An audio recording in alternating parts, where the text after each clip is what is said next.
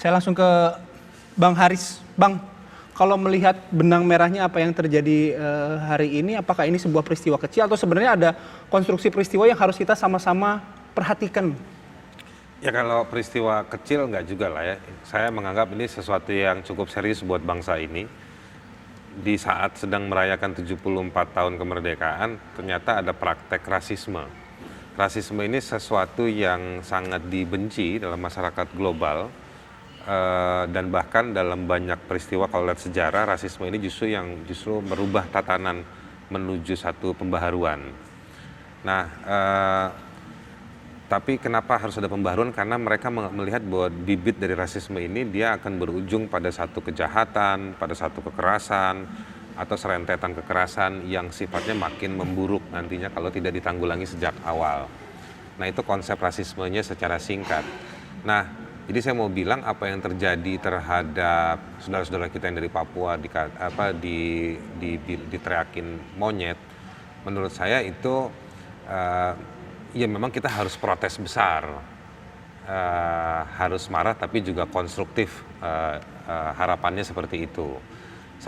Patut disayangkan memang terjadi kerusuhan atau amarah publik ya, amuk massa ini di 3 kota.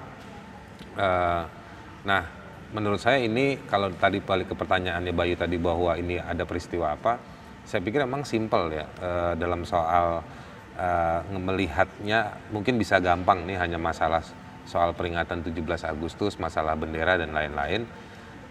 Dan sekarang ini narasi yang coba dibangun bahwa ini seolah-olah ada soal bendera yang dibuang atau tiang bendera yang dirusak dan lain-lain. Lalu mereka dikepung dan diteriakin monyet. Kan kita nggak clear sampai hari ini, nggak jelas siapa yang buang bendera, di mana. Gitu. Nah, dari video yang beredar itu siapa yang sudah periksa? Di mana peristiwa itu terjadi? Siapa yang melakukan? Dan harus ditanya kenapa melakukan hal tersebut. Bukan terus didatangi, dikepung. Dan menurut saya yang ngepung itu aparatur negara juga ikut ngepung di situ. Jadi ada amuk massa lebih awal yang pro pada merah putih yang disupport oleh negara. Gitu. Apakah tidak, jika itu memang dianggap sebagai sebuah pelanggaran hukum, harusnya tata caranya seperti apa? Kenapa datangi asrama harus pakai senjata lengkap, rame-rame, lalu tidak bisa memisahkan, melakukan distingsi, mana massa yang boleh ikut, mana aparatur negara yang harusnya maju melakukan hal tertentu. Iya, artinya Bang Haris ini sudah semakin meluas begitu ya, karena ini isunya sangat sensitif. Jadi apa yang seharusnya dilakukan secepatnya sehingga tidak semakin rusuh? Saya sih tadi kurang puas ya kalau Presiden hanya bilang bahwa saling memaafkan. Kalau saling memaafkan artinya ada dua belah pihak. Buat saya jelas bahwa di satu sisi bahwa orang Papua diminta untuk memaafkan. Tapi di sisi yang lain, orang Papua harus minta maaf ke siapa? Apa salahnya mereka? Oke, baik. Nanti lanjut ya. Kita harus potong dulu karena kita harus sama-sama nyimak kumandang azan maghrib untuk wilayah DKI Jakarta dan sekitarnya berikut ini. Bentar ya, kita lanjutkan.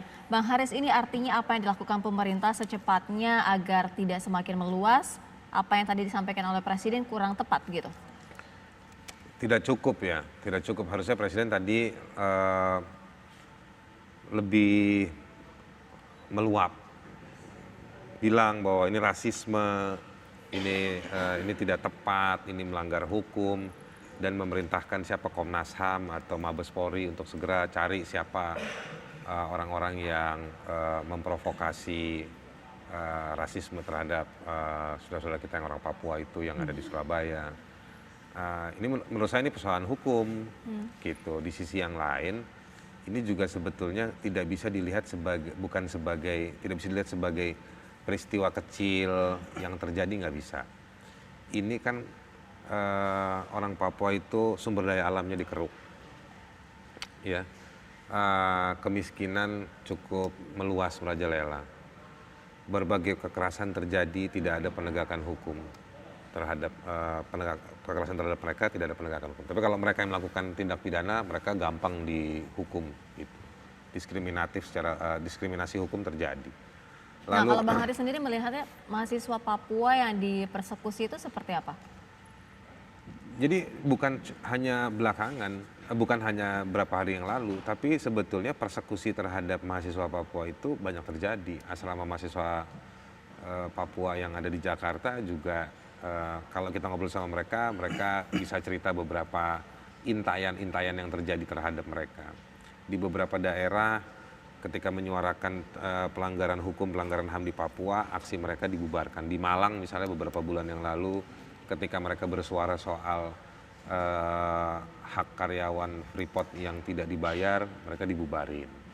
Di Surabaya bukan cerita belakangan. Di Bandung, di Surabaya juga beberapa waktu yang lalu, di Malang, di beberapa kota itu sering mereka kalau aksi dituduh sebagai gerakan separatis.